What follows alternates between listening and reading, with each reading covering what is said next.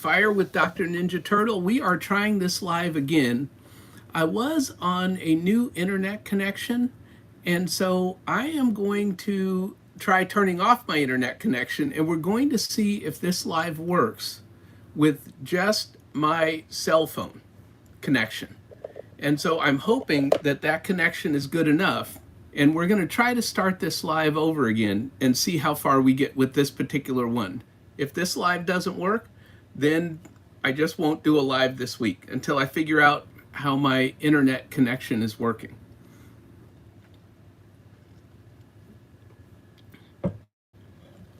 So we were talking about house hacking. So I'm just going to start over from the beginning because my last live was buffering, and I'm hoping that this, because I stopped my internet connection, is better than the last live. So what we were talking about was house hacking. And we are going to go through what is house hacking, how to start house hacking, advanced house hacking strategies, and mistakes to avoid if you're going to be house hacking.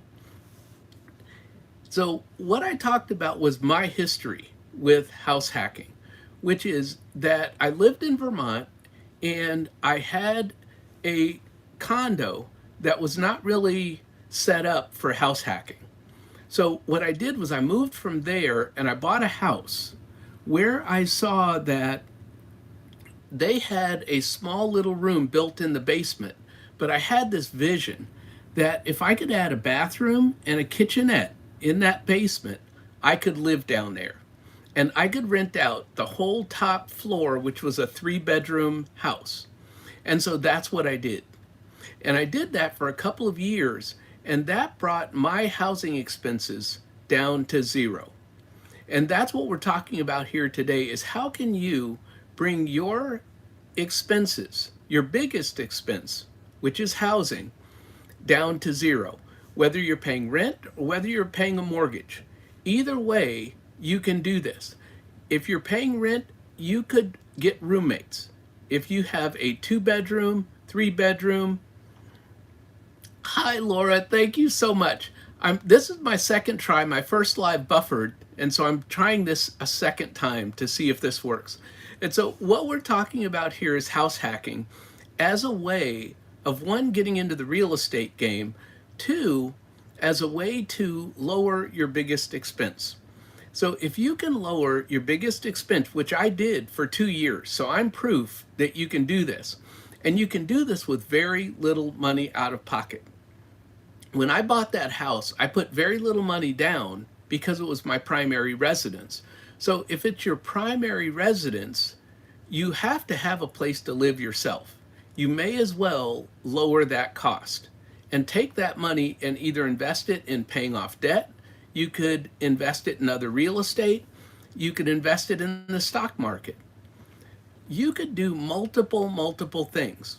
And I used that savings of paying zero to pay off my debt. So that's what I did. And so if you can cut your biggest expense in your life down to zero, right? Your second biggest would be your car, but we're not talking about that today.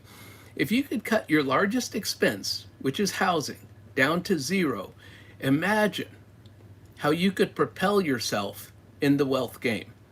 Now, some people are not good with sharing their space. So if you do not like to share your space, because I don't have a poll in this one, I did have a poll in the last one, which is, the poll question was, would you share your space if you could get your expenses down to zero? And so that's what I'm going to be asking everybody to put in the chat. Now, if you don't want to share your living space, would you be amenable to maybe having a duplex where you could share half of your property? They would have their own bathroom, their own kitchen, and everything would be separate. And they pay, we'll just say 80% of your mortgage. It may not get it down to zero. And in some cases, over time, if you have a duplex long enough, it will get it down to zero where they will be paying your entire mortgage. And you will be living mortgage-free, rent-free, all of that. So Lakeside Laura says that would be a better option, would be a duplex. And I agree. I agree. I lived in that basement in Vermont for 2 years. And so I saved all of my expenses for housing for 2 years, which really propelled me forward financially. And this is what we're talking about here, is how to get to financial freedom. But after I sold that house and paid no taxes on it because I had owned it for more than 2 years, I was then able to take that money and buy a duplex where I lived in half. And what I did was I bartered, because the duplex was a fixer-upper. I bartered with the renter to have him live there rent-free for a year, right? I paid the mortgage. And what he did was he rewired the entire duplex. He was a retired electrician and plumber. And so he taught me all kinds of things about being an electrician and a plumber. And so that duplex, even though I paid the mortgage on it, he rewired the entire building for free. And so that increased the value of my rental property.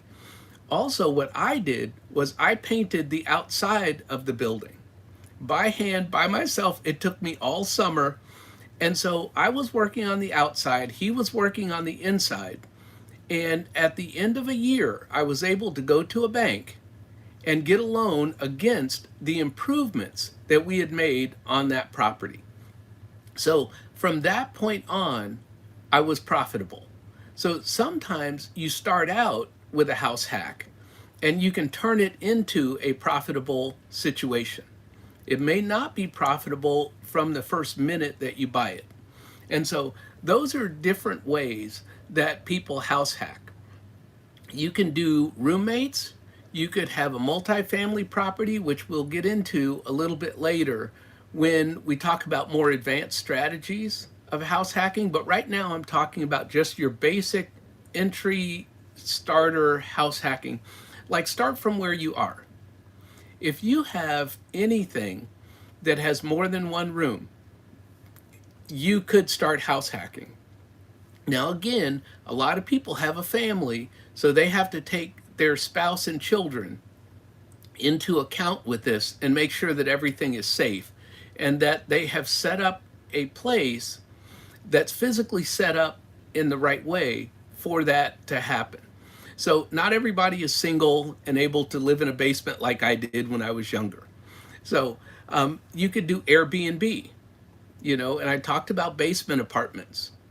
You could let someone else live in your basement. If they have their own walkout door, you set them up either with a washer and dryer or not. You could give someone in your house kitchen privileges or not. The house hacking part is 100% what's up to your comfort. There is a lady that lives near a college, and a lot of people do this when they have houses near colleges, but she only rents to single people of Asian culture. That's just what she does. That's not a fair housing situation because it's her house and she's just deciding who she wants as a roommate. Now, the way that she makes money is every semester or every couple of years, like she has those same students for a couple of years while they're at the college. When they leave, they recommend another friend to come in and be a roommate for that lady. And so she constantly has a very quiet person who's a college student, who's not there partying, renting a room from her, and that cuts down her housing expenses in a very high cost of living area in America. So that's the other thing. If you're in a high cost of living area, you may need to house hack in order to make it in that high cost of living area.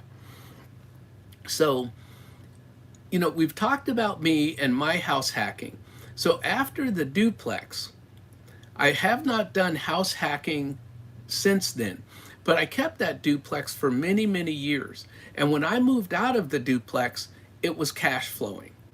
And so when I sold the duplex, it made me $100,000 in profit.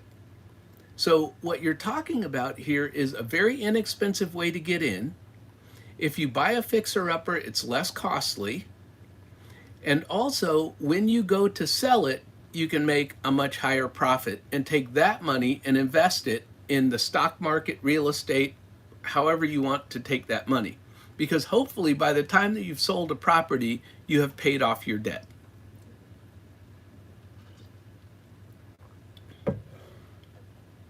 So let's talk about how you start house hacking. And I'm sorry, I can see the comments come through, but I can only see them for a second. And if I'm not looking, then I'll miss the comment. So if there are questions, please put them in and I'll make another video that will answer any questions that you have, unless I see the comments here, which hopefully I will. So this is not about paying to live. This is about, oh, hi, Jeffrey W. Hi, Monique. This is about getting paid to live. If you do house hacking correctly, let's say you have a 4-bedroom house and you rent out 3 rooms to friends or to another family, even. There are many ways that you can do this, but you could have those 3 rooms that you rent out give you more than what your mortgage is or more than what your rent is. And so that's rental arbitrage if you're renting. Oh, hi, Lala. Thank you for coming. And so we're talking about house hacking and how you can get into it, because this is a way that you can not only save money, you can make money.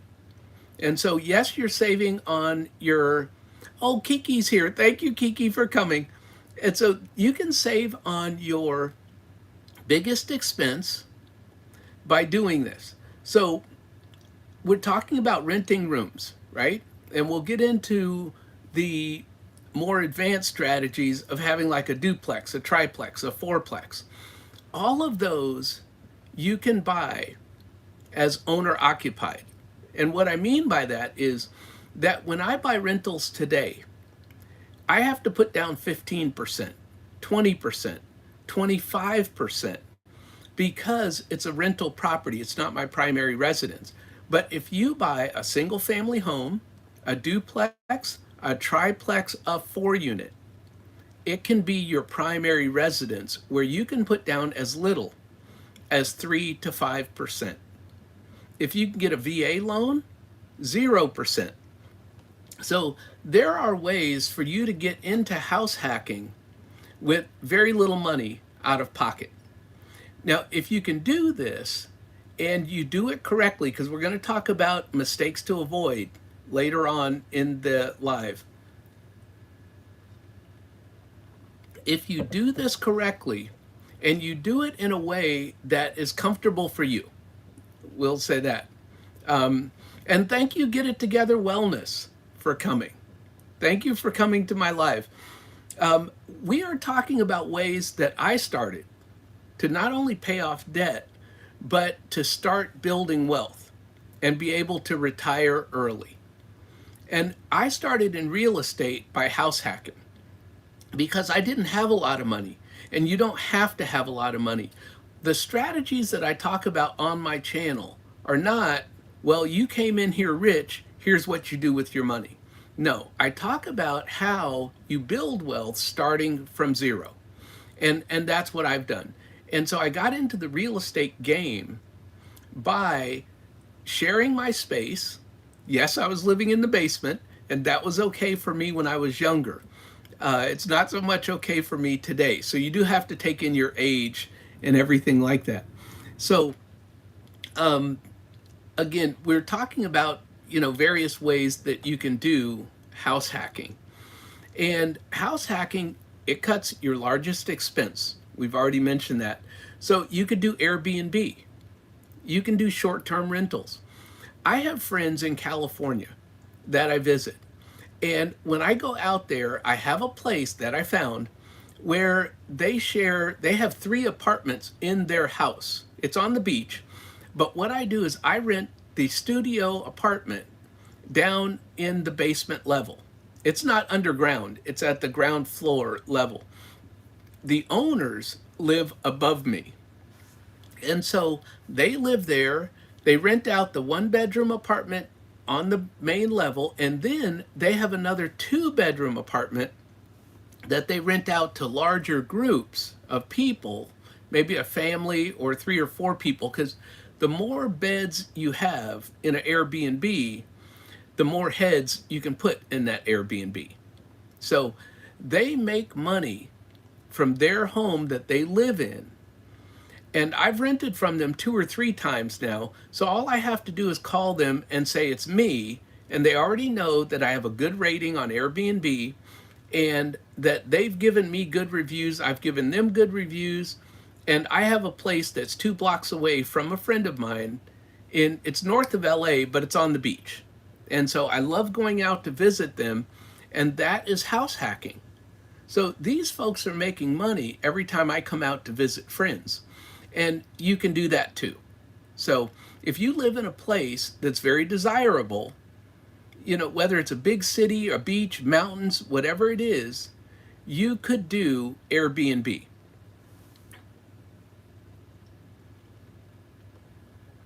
And again, it doesn't cost you much if it's your primary residence.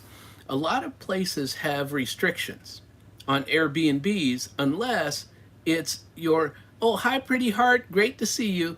Unless it's your primary residence that you're renting out a part of. And so sometimes you have to divide up the residence, like I did with the 3 bedroom house, where I added a bathroom and a kitchenette downstairs so that I had a separate living space and did not have to share anything with the people that lived above me. So in places like DC, they do this all the time. They do this all the time because rental properties and owning a home in DC is so expensive.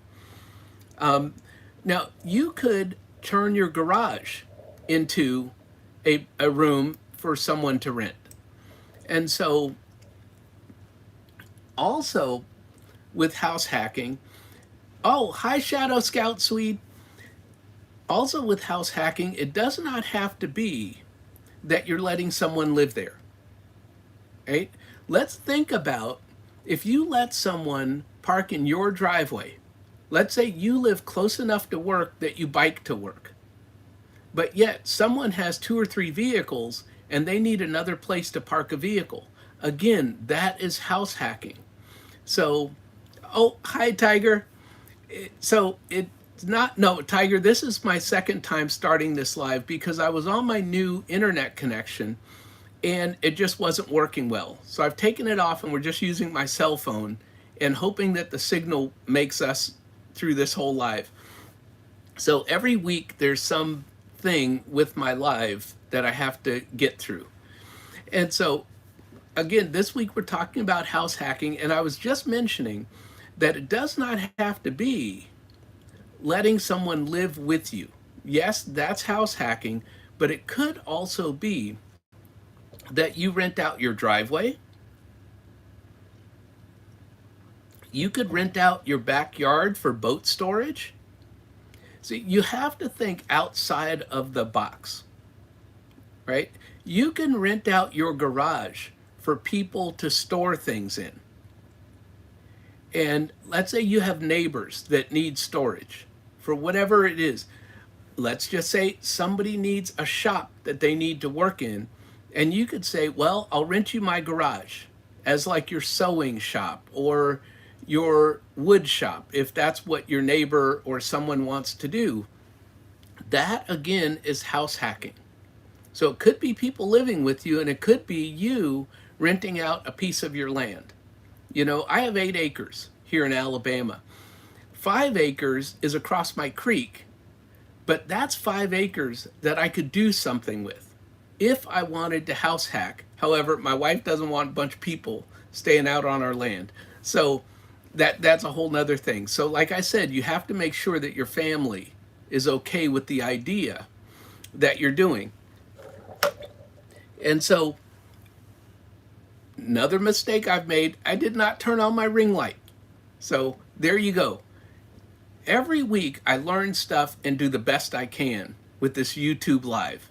And this week we're just having all kinds of issues, and that's okay. Next week we get better. So if you've been here for any length of time, you know me, right? I'm going to make mistakes and I'm just going to get better over time. So this week we're rocking and rolling with whatever we have here.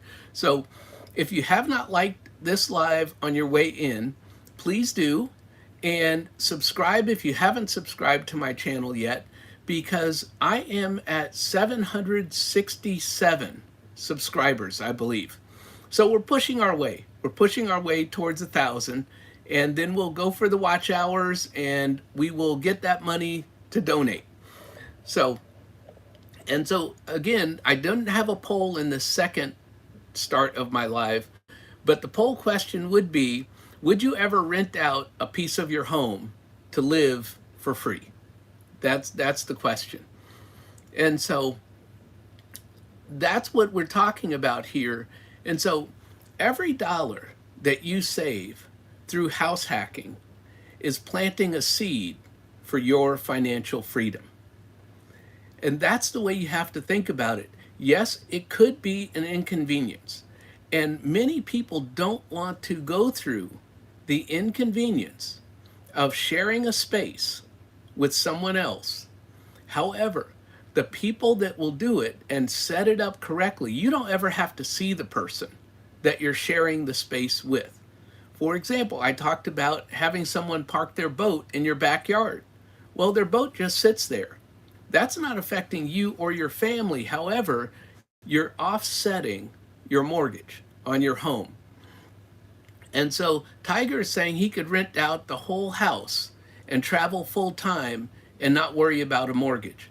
A lot of retired people do this. So Tiger, thank you for that suggestion, because that is a way in retirement that someone else could pay off your primary residence, because you don't have to put a lot down on your primary residence. But if you have an RV, a lot of people will do this. Let's say during a high game day, right? Professional sports, and you live near a professional sports stadium, you could take off in your RV on the weekends where they have home games. And you could rent out your house during that weekend. Or you could rent out your house during the summer if you live near the beach or near the mountains. So you rent out your house during the peak rental times of the year, and you travel around the country in your RV. A lot of people do this. There are so many ways that you can save money in house hacking and do it in a way that lets you live the life that you dream. You just have to think outside the box and not think, well, it's just sharing my apartment with someone. Now, I will tell you guys a story, as I'm prone to do, is that I rented a room one time, and the person had the master bedroom, which had a private ensuite bathroom, and so I had the hall bathroom. However, I had to clean the hall bathroom whenever my roommate's friends came over, because they used the hall bathroom. And what I found out later was that I was paying 75% of the rent on that apartment. And the person with the master bedroom that just rented it to me was paying 25%. So, yes, I was upset. However, that person didn't have any obligation to me to tell me how much money I was paying towards the rent. I was renting from that person that was in the master bedroom. And so I didn't find that out until I think after I moved out. I think is when I found that out. But what I learned from that experience is that I don't want to be the renter. I want to be the person that does the renting. Because that's when it doesn't matter how much you pay, it's whatever you charge the renter. Now, it has to be fair market value, of course. You can't sort of go charging double what everybody else in the neighborhood is charging. Rent just doesn't work that way. But my point is that if you have the right situation and you can set it up so that the person renting from you pays more than your mortgage. Let's just say you put a lot of money down, so you have a very low mortgage. You could still rent out a part of your home for more than what you pay. So now you're getting paid monthly to live in your home. And that's what we're talking about here. So, so if you combine house hacking with other things, now you can even accelerate your income even more. So let's say we talked about storage, right? You could do house hacking plus storage. You could do house hacking plus laundry machines. For example, we talked about what if you had like a duplex? You could have a coin operated laundry on site that the other person in the other unit could use, or they can go to the laundromat. So it's up to them whether or not they want to use this extra convenience that you put on the property. And Shadow Scout Swede says that people always need storage. And that is true. If you have land, that land is very valuable because people can store things on your land. And I'm looking for more land as we speak. So later today, I'll be talking to a realtor about buying more land.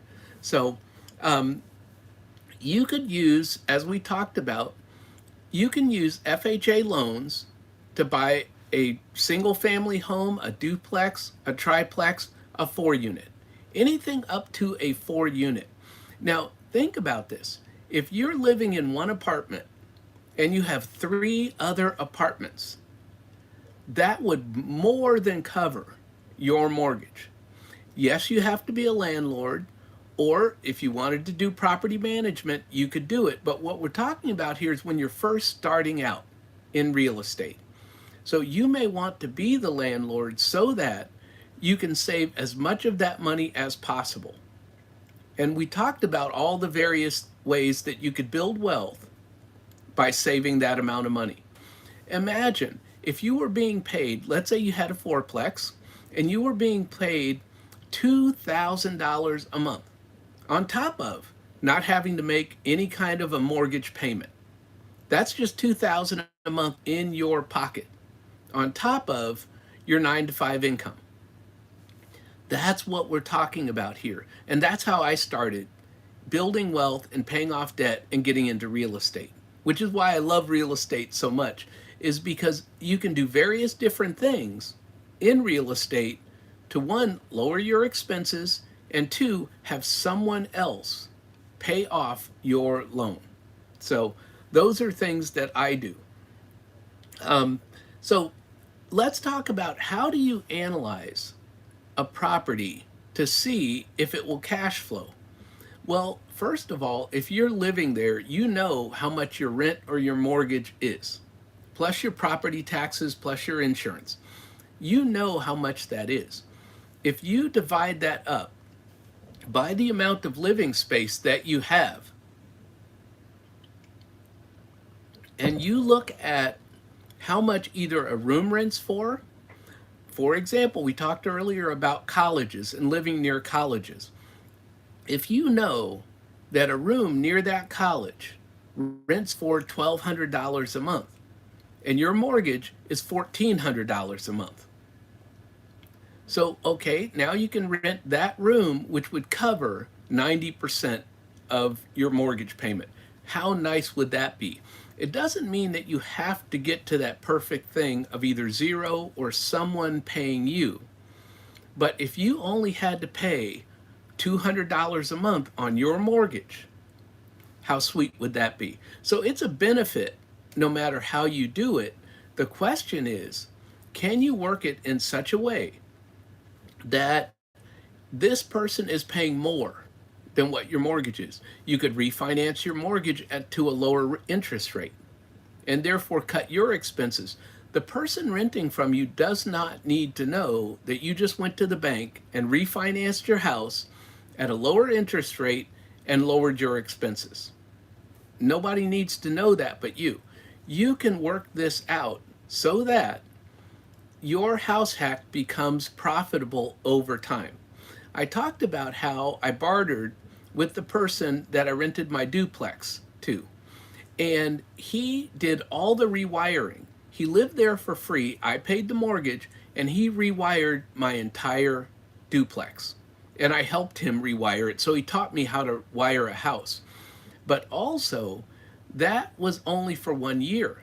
Now, while he was rewiring the duplex, I was outside hand painting the duplex, which, as I mentioned, took me all summer to do. So between the two of us, we raised the value of that duplex.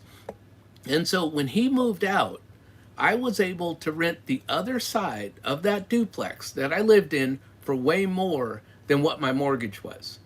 And also, I was able to go back to the bank and get another loan to pay off. I think I had maybe 7 credit cards that I had done that 0% transfer on. Okay, side trip here.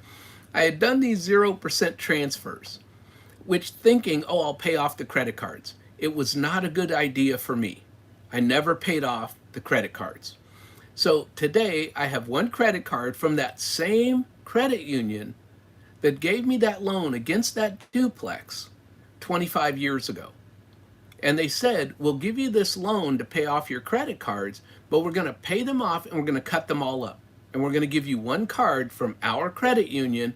And I've had that one card all these years because I am not good with multiple credit cards. I am not good with 0% transfers.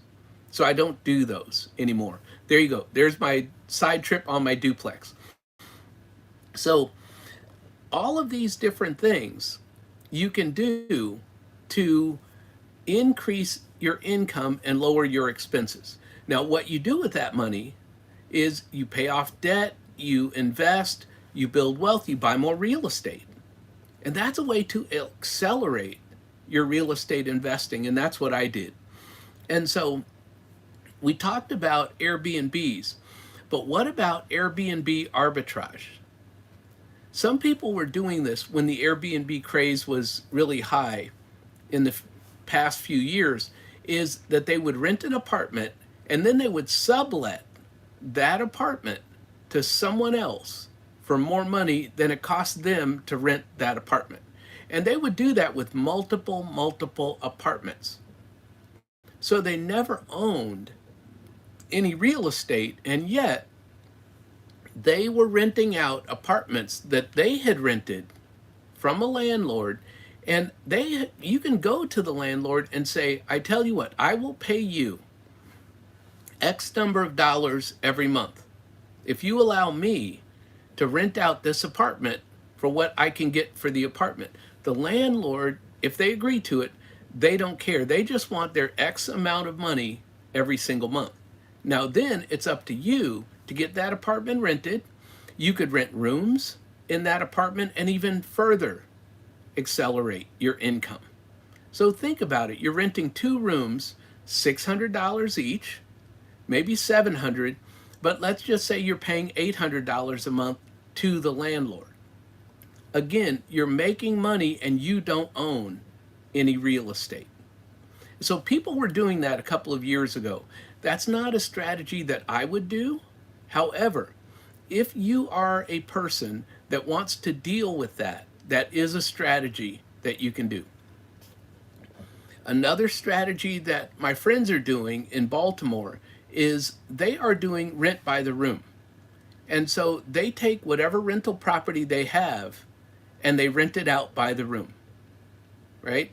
Now, they own the rental property, but this is a way for them to increase the income as opposed to what I do, which is just rent to a family and just take one little family's income over the long term. They are doubling and tripling the amount of money that I make on a rental. And so that is more work because you're having to deal with more different people. However, if you're trying to accelerate your income, think outside the box and do what's comfortable for you to do. So I'm just giving you various different strategies on one, how I started house hacking, and two, how you can increase your income with very little money, if any, out of pocket. You just have to be creative. What works for you? What area do you live in? And how can you make it work for you? Do you have to be the one that lives in the basement, or do you want to rent out your basement to someone else or another part of your house? I have always looked for rental properties that had a mother in law apartment. It doesn't have to be attached to your house. What I'm talking about is there may be an apartment above the garage. Well, this person has their own separate living space. It's not attached to your house and your family. The person has their own living space. However, they're helping you to pay down your mortgage. So these are all ways to think about this. Now, I talked about looking for a house that has the mother in law apartment. You could put in a mother in law apartment. If you had a standalone garage, not attached to the house, you could build a little studio apartment in that garage. And again, I rented a place in Long Beach, California.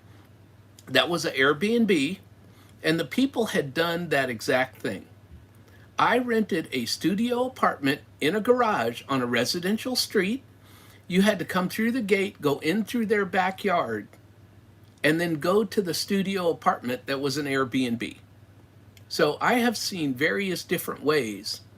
Now, nobody goes into the main house, and the person in the garage is only there for a week. So think of ways that you can make money in a high cost of living area like Long Beach, California, that would help you to make your mortgage payment. And so these are ways that you think about your cash flow and how you analyze those things. So now let's talk about the mistakes that you want to avoid. Because trust me, I've made all the mistakes for you so you don't have to make these mistakes. Thank you, Shadow Scout. Think about the tenants, right? If you're doing Airbnb, you really want to screen who is in your Airbnb. And so I am an Airbnb renter, so I have good reviews, I guess you call them, on Airbnb. And I have tried, there's another thing, not Airbnb, another company. And I tried that company once and did not have a good experience. So I stay with Airbnb because that's just the experience that I've had. And I also, as I mentioned, I stay with some of the same people over and over and over again. And so we'll tell you about, you see that I'm in my RV. My wife and I came to this RV park in an Airbnb. And the owners of the RV park liked my wife and I enough that they offered us the same little Airbnb. It's a little sort of mobile home thing right on the water, on the lake. They offered it to us again, and they said, we'll give you 2 or 3 days free if you'll come back because you guys were such great guests. Well, we came back again because how do you turn down 2 or 3 days free on a lake? How do you do that? So we came back that second time, and across the driveway was this RV. And a guy said, hey, that RV, which is right on the water, right across the driveway from the little mobile home Airbnb that we stayed in, is for sale. And so we bought it. And now we have an RV at the lake in an RV park. So that all came from an Airbnb. You never know where your house hacking will take you. And so, so we talked about poor screening. And you have to do this anytime that you're renting anything. You have to be very careful who you rent to. You have to have, if you're going to do Airbnb, you have to have all the correct instructions. Here's what's acceptable behavior. Here's which parts of the house are accessible to you. Here are parts of the house that you are not allowed to go into. And that's what you do with your house hacking. If you're just renting your room to someone and they do not have kitchen privileges, which happens. I mean, I've rented quite a few rooms in my day, in my youth. You do not always have to give rights to the whole rest of your house. You have rights to this bedroom, and you go out this sliding glass door, and that's it. So the whole rest of your house is for you and your family. So you can do it any way you want, but be careful, especially if you have, as I mentioned, a spouse and children. And Shadow Scout Squeed, will say this: always be careful who you allow into your space, because safety is always a concern for everyone.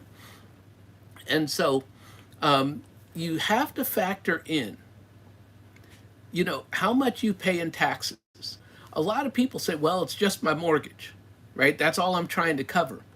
You may be trying to cover your property taxes, your insurance, and your mortgage.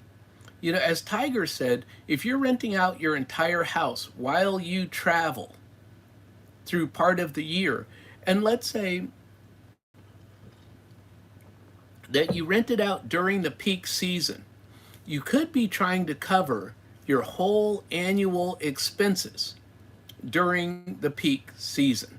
So when you come back, we'll say in the winter, to wherever you live, and that's not the peak season, you're really living there for free, because when you rented it out and drove around in your RV, the people that were renting it from you were giving you not only mortgage, they were paying your annual insurance, and they were paying your annual property taxes. All of these things you want to factor in. So that's a mistake that a lot of people make. Well, I just want to cover this one expense. Look at all of your expenses if you can cover them all. That would be fabulous. The last thing that I want to mention is, and you have to take this into account, is zoning and HOAs. Now, I don't buy condos and I don't buy townhouses. None of my rentals are in HOAs. I just do not like HOAs. I had a condo and it was a bad experience for me. But that was me. I bought in a bad condo. It was cheap. I bought a cheap condo, but it didn't have amenities. So when I went to sell it, no one wanted to buy it because there were no amenities, which is why I got it so cheap. So be careful of HOAs and zoning. A lot of cities are putting in restrictions about Airbnbs, right? And I think they call it NIMBY, which is not in my backyard. And so a lot of residents get together and go to the city council and say, we do not want Airbnbs. Where I go, where my friends, I talk to you guys about my friends in California that I go visit on the beach, and I rent the same Airbnb. They have restrictions that you cannot have another Airbnb within 500 feet of another Airbnb. So it has to be about 5 or 6 houses away. You can't have multiple Airbnbs right next to each other. And so the folks that have the Airbnbs in this little beach town that I go to, they pride themselves on keeping their Airbnb license with their city. So it's a very valuable thing if you can get an Airbnb permit with your city and they have restricted Airbnbs. So look into that. Make sure you know that you're not violating HOA regulations. Another friend that I know from YouTube, she did house hacking the right way. She bought a property and she only rented, she's a single woman, she only rented to other single women. And then she got an insurance settlement for somebody that ran into her car when she wasn't in it, so she didn't get hurt. But somebody ran into her parked car, totaled it, she got the insurance money, and she built another apartment in the basement of her townhouse. And she was able to pay off a whole rental property. I believe she has 2 paid off rentals out of her 3, because she only rents rooms to single women. And that's just what she does. And so she was able to retire at 40 years old. So you can do this and retire early. She did it and she has paid off rentals. So there are ways that you can get financially free in real estate through house hacking. And so it can be done. So, but again, I brought this up because she sold one because it was in an HOA, and the HOA kept giving her hassles about the parking of her and her roommates, these women that she was renting to. So she ended up selling that one and using that money, the profit, to pay off another one of her rentals, which just increases cash flow. So those are the mistakes that you really want to avoid. So what we've talked about is what is house hacking. We've talked about how to start house hacking. We've talked about advanced house hacking strategies, such as getting a duplex, a triplex, a 4 unit with only 3% down or 0% down if you're a veteran and can get a VA loan. So for 0% down, you can get a 4 unit property and have 3 people paying your mortgage and you're living mortgage free. All of this is possible. You just have to think outside the box and be willing to share some of your space, maybe outdoor space, with other people. We've also talked about the mistakes to avoid. So keep in mind, you want to make sure that your house hack can cover 80%, 90%, more than 100%, if that's your goal. If your goal is to cut your expense 50%, that's better than paying 100% of your rent or 100% of your mortgage every single month. And over time, that money adds up. Every little penny counts. And so some people say, buying a coffee, every day on your way to work doesn't make a big difference. I think it does. Because in my world, every bit of money that I save and put towards my debt payoff or put towards investing really compounds. And compound interest is the eighth wonder of the world. So that's me. So we've talked about house hacking and how it's not just about saving money. This is about buying your freedom.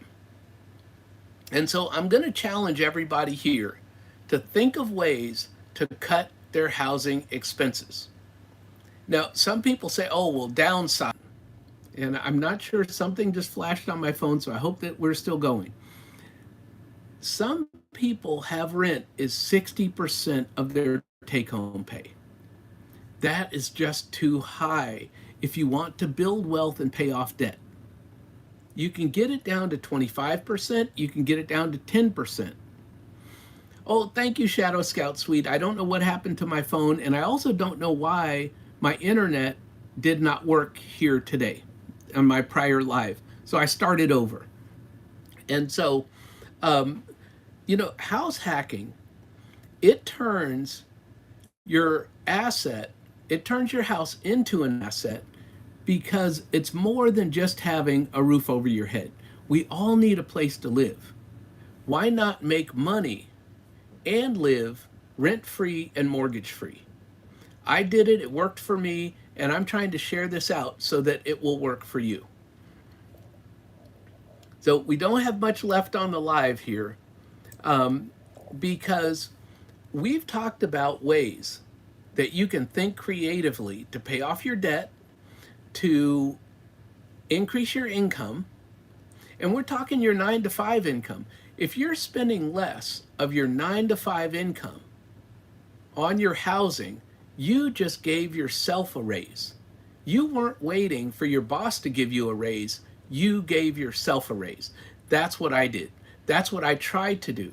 I give myself a raise, right? Now, let's talk about my rentals because I now don't house hack. I have rental properties, but every year we increase the rent by 2%, 3%.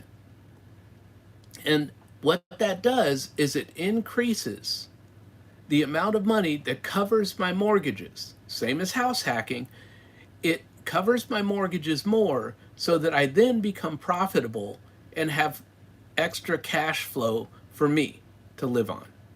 And that's the goal, is someday over time to have more and more cash flow to live on. So house hacking is not about being cheap. It's about being smarter with how you spend your money on your largest expense. So I'm going to end this with never let your past determine your future. I'm sorry that I had to do a second live, but I did not know that my new internet service provider here at the RV was not going to work with a YouTube live. We'll try it again next week. Bye, everybody. Have a great day.